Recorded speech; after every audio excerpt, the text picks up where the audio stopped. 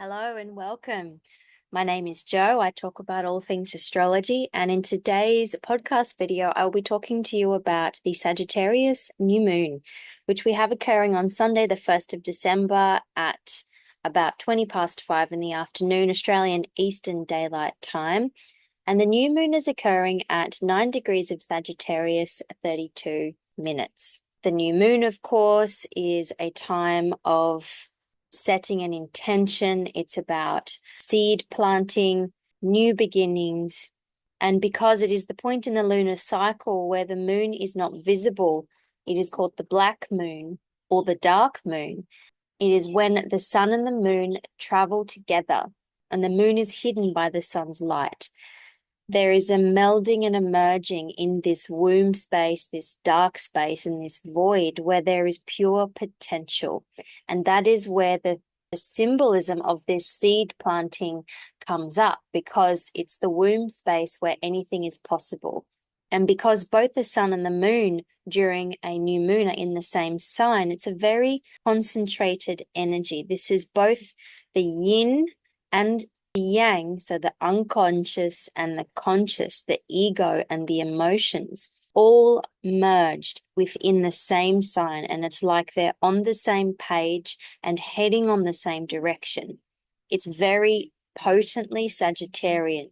And in Sagittarius, this is what are we going to birth into the light as the light of the moon grows, that will grow and evolve around these Sagittarian themes of our beliefs, belief systems, and our ideologies, our philosophies, these higher, broader, visionary themes of progressing and traveling and adventures. And it's how we're broadening our horizons and how we're expanding. So all of these themes flow quite well with the overtone of the new moon flavor itself. And because Sagittarius is all about going for things that we want, this is the archer aiming the bow and releasing with intention where we want to go. This is a journey. This is the journey for the journey's sake, as I've said before. This is perhaps a new beginning around your hopes, around your visions. It's mutable fire, it's molten and movable, and this heat is designed to be channeled into a higher meaning and purpose. And that can be our joys, our passions, our interests, anything that broadens your horizons, that infuses your wisdom, anything that feeds your own personal belief system. Any new intentions that we are setting on the new moon with these Sagittarian themes will expand and they will grow, but not straight away. Because this new moon is, I feel, very representative or symbolic of this whole Sagittarius season itself. Because of that, anything that we let loose, intend to grow and evolve through, will not reach fruition and will not necessarily unfold in its wholeness for a little while. And the reason for that is because if we go to the new moon chart, we've got a lot going on. I feel like I always say that. There's always a lot going on in astrology. If you listen to my part 1 Sagittarius season video, I will have spoken about an ongoing square between Saturn and Jupiter that Mercury retrograde is triggering. The new moon is now also within orb of this Saturn-Jupiter square. It's just under 8 degrees away from opposing Jupiter, which is wide. It's a wide orb, but it is in play. The moon will progress within 24 hours to oppose this Jupiter, and the sun will come through to oppose Jupiter on the 8th of December. This opposition is within orb. Mercury retrograde is closer. He is upcoming to his second opposition. But the fact that this new moon is triggering what is already happening in the skies, I feel like it's just a further iteration of everything we're going through. It could feel like almost that all of these things that we're reaching for and going for with these Sagittarian energies could feel out of reach at the moment. They could be so close but so far. What this also means is that this lunation is also squaring Saturn. So there's a closer orb. There's about a 3-degree orb to this square to Saturn. So this ongoing unfolding story that we have with this Jupiter-Saturn square being triggered by Mercury, which I'll cover in a little moment. I won't go into too much detail because I feel like I've already spoken about it a lot before. But this unfolding story that we're already going through, it could be as if this opportunity for this new growth and new potential is just throwing into light maybe the things that we're not quite able to put into place and get up and running yet. Doesn't mean we're never going to. It just means that we're not doing it right now because of A, B, and C, whatever that is. And it's very significant because Jupiter is the ruler of this lunation because Jupiter rules Sagittarius. He's at 17 degrees of Gemini retrograde. So he's in detriment because he's in the sign that is opposite to his natural rulership. On top of being retrograde, on top of opposing the ruler of his sign that he's currently traveling through, which is Mercury. So there are a lot of things potentially working against this Jupiter, who is the archetype of the sky god with this broad vision, the one who wants to go, to act, to explore, to broaden, and is unable to right now.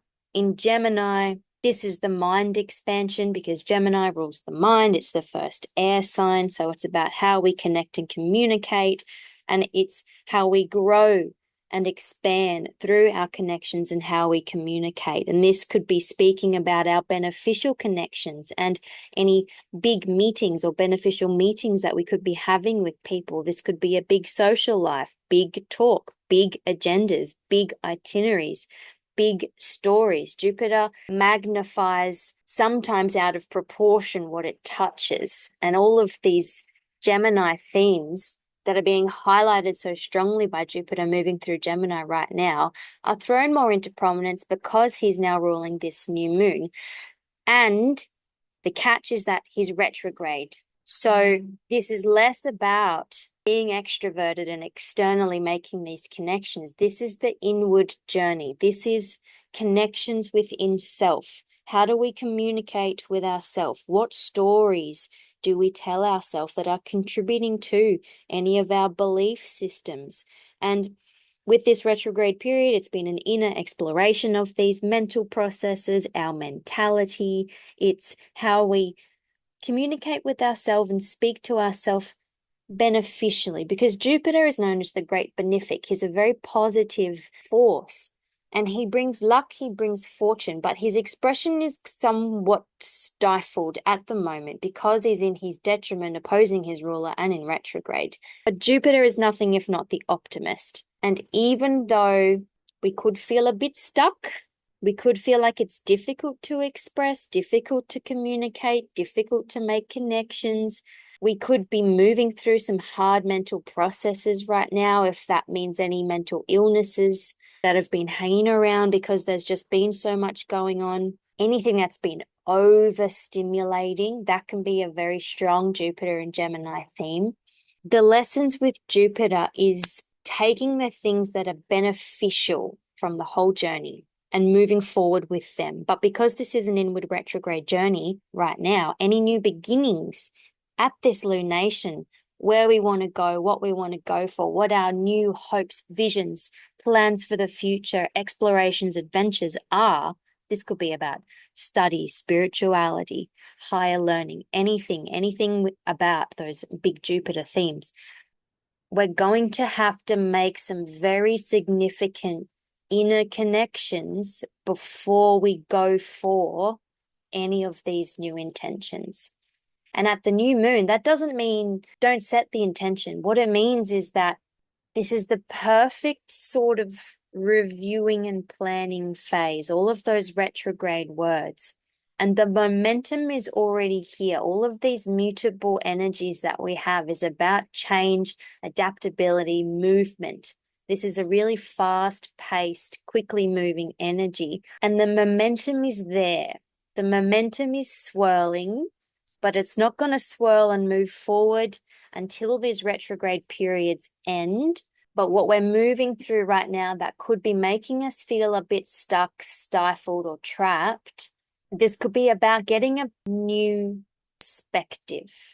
Because Sagittarius is the bigger picture, and Gemini with the lunation's ruler being in Gemini, Gemini's views can be so varied and many and scattered. The Sagittarius new moon here is almost giving us this new beginning of a new perspective, being that bird on high, getting the bird's eye view and really seeing what's there and how to lay out your chess pieces. The square to Saturn that this new moon is activating, this is the force that is making us pause. This is the force that is saying, is this practical? Does this serve your highest good? Does this function? Or are you looking at things a little too optimistically? Or are you looking at things through rose-colored glasses? This is making sure things work. Squares to Saturn are bloody difficult, but they teach us, and this is how we grow. And this Jupiter-Saturn square is all about growth, and because they're now in mutable signs, this is the mutation and the change of perspectives, of viewpoints, of moods and modes of living, because their cycle, when they come together and make their aspects over a 20-year period, and this current cycle began in 2020, is about almost like the flavor and the overtone through which, with which we live our life. And the square is about the growing pains that we're moving through any of these changes. And they don't last forever. And the new moon in Sagittarius could be a reminder that, hey, remember these hopes and visions that you really want to get off the ground and get going, but you just can't feel like you get there. They're still here. They're still going to come in for you. If you don't know what the lay of the land is right now, if you don't know how to move forward right now, that's okay. Hold the hope, hold the vision, have the self-belief and trust. Sagittarius is nothing if not a trusting in the higher picture sign. Trust that things will unfold for your highest good, for your highest benefit in the right time. Saturn is also about timing. Jupiter is also, of course, in mutual reception with Mercury retrograde at the moment, which means they're in each other's signs. And so the opposition that they're currently going through, which will not be exact until the 4th of December, that will be their second opposition during Mercury's retrograde period. It's less conflicting because they're in mutual reception, so they can see where the other one is coming from. So this new beginning at this Sagittarius new moon could feel conflicted because of this opposition, but the conflicted feeling may not feel super intense because it's like you could be weighing up 2 options, 3 options, however many options that is, and you can see everything about both options. It's just about sifting through what is right for you, what matches your needs, what matches your heart, what matches your path. And because Gemini is also about decisions and decision making, that could be where the biggest difficulty is. It's making these choices that might feel like they're actually detracting from whatever higher vision it is you're going for. Sagittarius can just be like, oh, I just want to do it and go for it and have it already. And you will. That's the thing. This square to Saturn is reminding us we must have the patience and the perseverance and trusting our intuition and following what our intuition says is right, because Sagittarius is about our higher intuition, our knowing mind, our knowing senses. We will come to the right decision and the liftoff will come. It will come. Even if we're going through a sorting a fact from fiction, if our mind ego has been keeping us contained, this Jupiter in retrograde it's sorting through that so that we can then expand unhindered by any mind limitations we've been putting on ourselves. And the direction that we're seeking will come to light. And any of these inner particulars or outer particulars, boxes that have to be ticked, whatever it might be, decisions that have to be made, they're all leading you there, and you'll get there. But it's about keeping faith in your own inner fire, trusting your own inner spark. And because it's the moon here as well, feed your needs. Nurture yourself with this fire. Keep that hope alive. That could be what we're really needing at this time as well. What this lunation is also feeding into is this grand fire trine that I did also speak about in my Sagittarius season video. We've got Mars at 5 degrees of Leo trining the North Node at 4 degrees of Aries. Now, the new moon is at 9 degrees, so it is a bit further away, but it's still not that far. It's still within orb.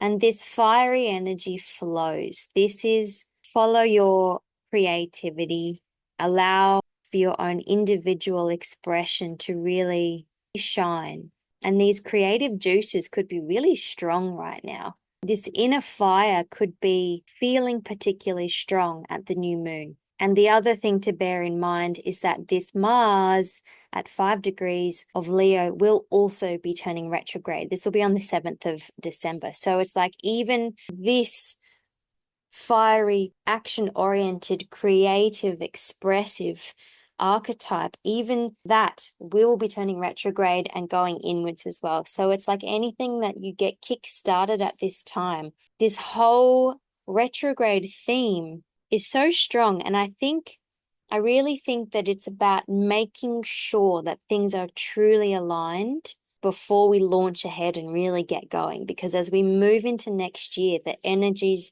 pick up the pace phenomenally. There's a lot of outer planets changing signs. There's some dynamic energies that are going to make time feel like it's going faster than ever. And we're going to be very accelerated. And things are so fiery right now that it could be actually, yes, frustrating and annoying, but actually beneficial to be in the process of reflecting and integrating and aligning properly before we get going with whatever thing that we're shooting our arrow for at this time.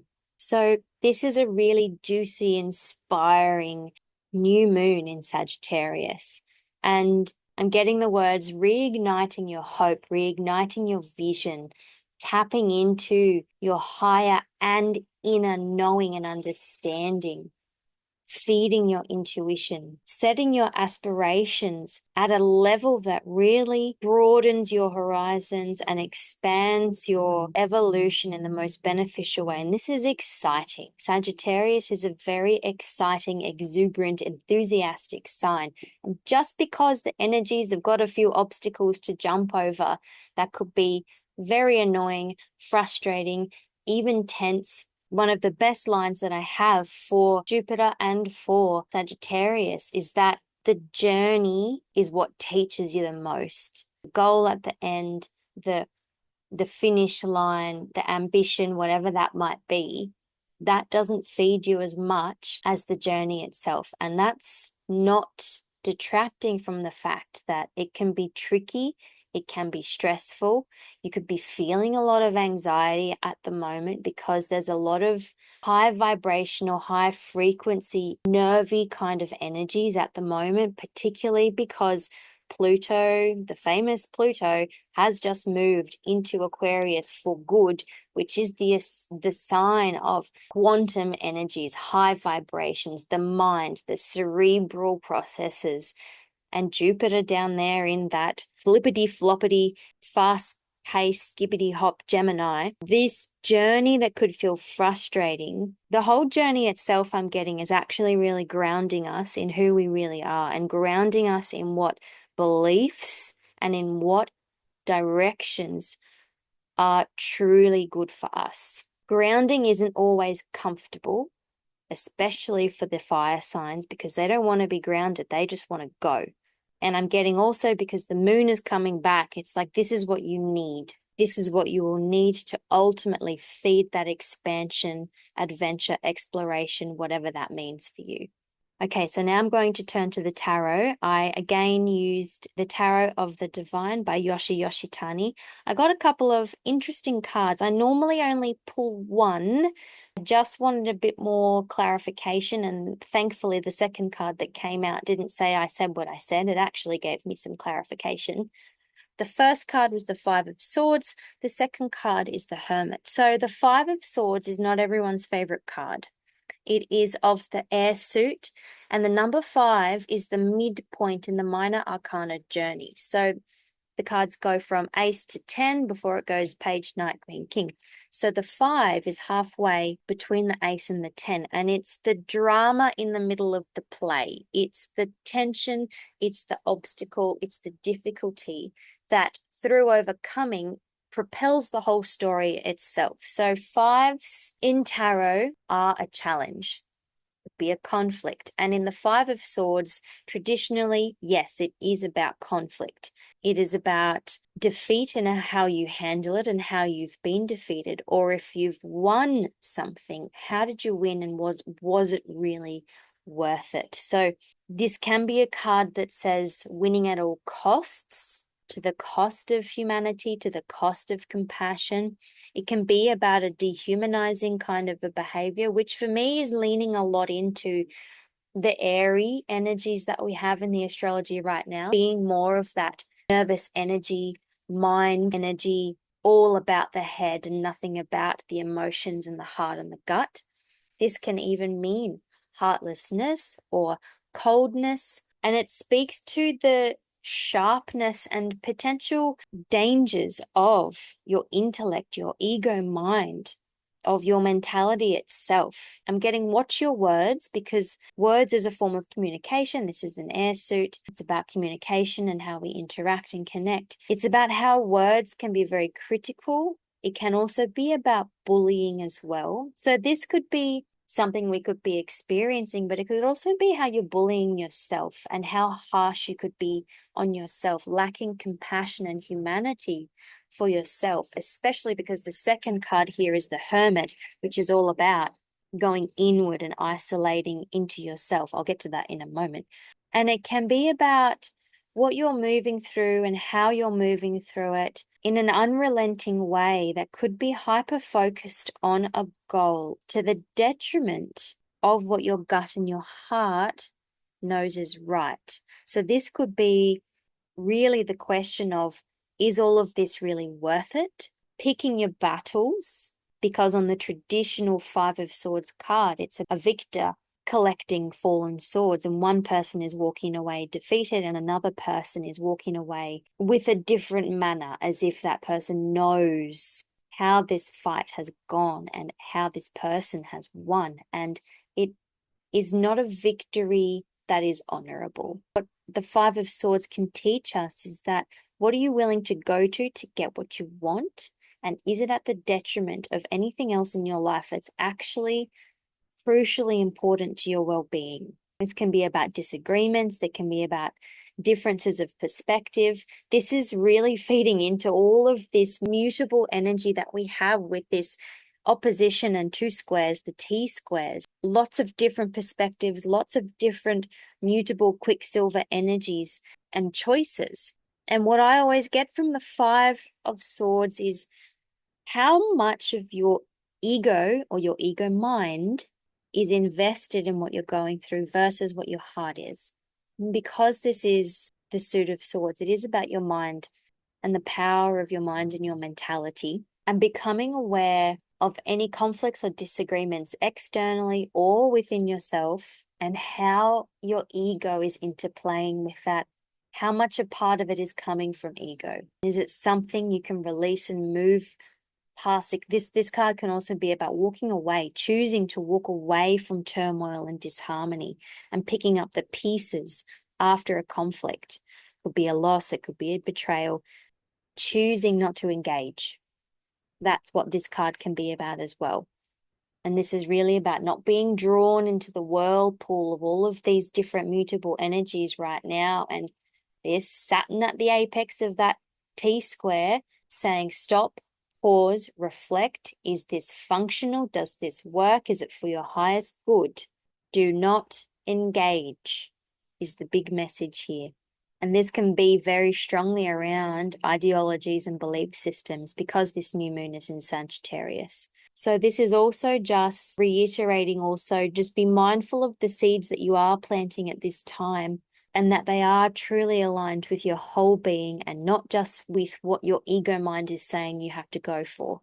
Choose your approaches, be clever and be logical about the way that you go about setting these intentions, and make your ego work for you, because the mind is such a powerful tool and we can utilize it in whichever way we choose. With this Jupiter in Gemini, this is the king of the gods in the sign, the first air sign of the zodiac. This is the king of the mind. And it's about making it work for you, not being ruled by it. Being more self-aware, and also by extension, being more aware of how other people's egos work around you and how their egos react to you. So I'd like to go into the story of this Five of Swords card. It's about the story of Isis, Osiris, and Set, which were ancient Egyptian deities.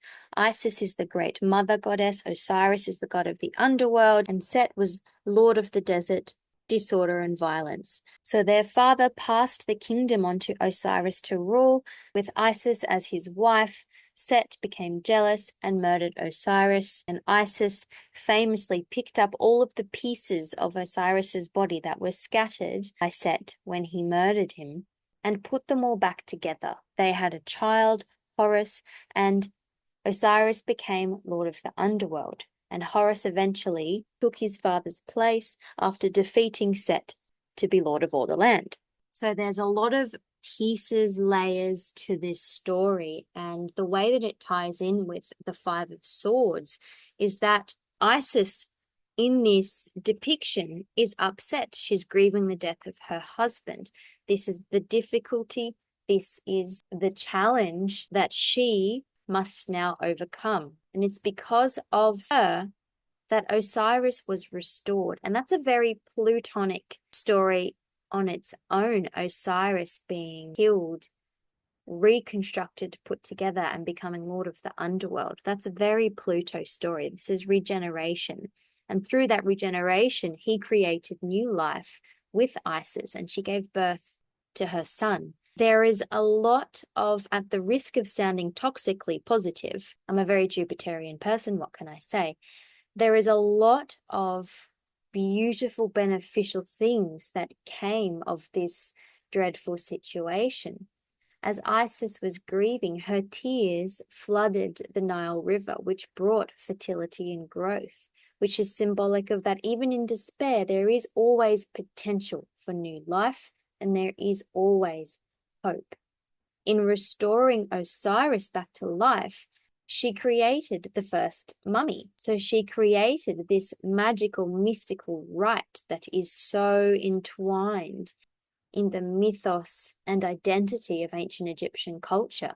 When she gave birth to her son and Set continually tried to sabotage and murder her son, she was continually healing him through her own magical powers.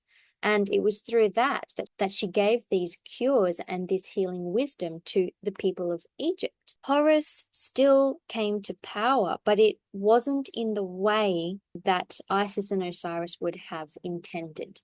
It was a very traumatic trials and tribulations journey to get there, but get there he did. The good overpowered the bad. And the way this ties into this Five of Swords is that these challenges can be overcome, and the way that you grow in strength and in character through any challenges that are arising at this time will be benefiting you so strongly, even if you can't see it right now. And that is not to belittle anything difficult that we're going through. What it's saying is that this is part of a bigger picture, Sagittarius, and that this is not the end of the story. We're still in the middle of it, and it's going to end. We're going to come out the other side, and we'll be so much stronger for it. So with the Hermit here, the Hermit in this deck is represented by the white hart and druids. So the white stag or the white hart in Celtic myth was a mystical stag of the forest that represented usually the beginning of a spiritual journey. It's the pursuit of purity, the pursuit of enlightenment. And The Hermit card is about electively isolating yourself, withdrawing, giving time to yourself, because you have a need to sit in stillness, sit in solitude, sit in quiet for introspection, to gain insight, to gain perspective. Again, that new perspective that we might be getting at this new moon. And this is also about, I find, intentionality. It's through this stillness and through this new perspective that we can gain insight into the way that we do things and why. That's what I mean by intentionality. And this card also ties in beautifully with all of those retrograde words, with everything retrograde at the moment. This is reflecting. This is to recharge. This is a restoration through this retreat. This is becoming clearer, gaining more clarity through a reevaluation. And most of all, because of this white heart on this card, and in the traditional card, it's usually a lantern, it's remembering your own inner guiding light. It's not being distracted by external forces. It's following the light within. And it's this inner journey. It's often quite profound and spiritual. This is a major arcana card, which means that the themes represented are more broader, bigger life themes and less everyday lessons to move through. So this is finding the truth within. This is soul searching. And this whole lunation, I'm just really getting that instead of firing that Sagittarian arrow outwards, it's firing it inwards. It's seeking within. And it's through that that you're able to then return to the world and explore and have adventures refreshed. And the card says that it's really important at this time to remember to take time for yourself as required, because of these big whirlpool, cyclonic energies that we have. That time to yourself is going to be invaluable, and that's what's really going to help to energize you. And that's what Saturn in Pisces also really, really is forcing us, whether we like it or not, to do. Even if we don't like it, even if we don't have the patience for it, the Hermit is patient. The Hermit can wait. He's reclusive, but it's not because he can't face reality. It's because he needs to face reality with clarity, and he needs to withdraw and get perspective and able to do that. And this is how all of the answers will come. This is gaining knowledge, gaining perspective. This is integrating everything that you've been going through. It's the time and space to do that. And it's being able through that to remain centered. And that hermetic existence, all the precepts of the Hermit, is nothing in excess. Take only what you need. And Jupiter and Sagittarius is bigger is better, more is better. But too much of a good thing is no longer a good thing. And Jupiter can be overly excessive. And it's about cutting away the dross and keeping only what is essential and what it aligns with your truth. And expanding or extending your energy outward at this time is only going to drain you. It's not going to feed you. And in terms of decision making, because I'm just getting again, this Jupiter in Gemini can be about decisions. The decision must come from within. There cannot at this time be any external influences or opinions. It's vital to rely on your own intuition and your own guiding light to make any decisions, and to not get blown off course or distracted by any of the big, vibrant, distracting energies that we have in the world at the moment, or around you in your life at the moment. And ultimately, and this is very Sagittarian, it's about trusting your own wisdom. Trusting your own wisdom. And remembering to, whilst remain inspired and remain hopeful and positive, the Hermit is reminding us as well to make sure that everything we're doing, and again with that Five of Swords, it's picking and choosing your battles and founding your choices in logic and reason as much as you can. And where you can't, because there may be some situations that we're not really able to decipher fact from fiction. It's about going inward, asking your intuition, asking your higher self and your inner self, which are both one, what is right, and that is what will guide you. So have the most wonderful new moon in Sagittarius. Feel the joy, feel the optimism, feel the fiery, vibrant energy. Most of all, keep hope, and I will see you in my next video. Thank you so much for listening.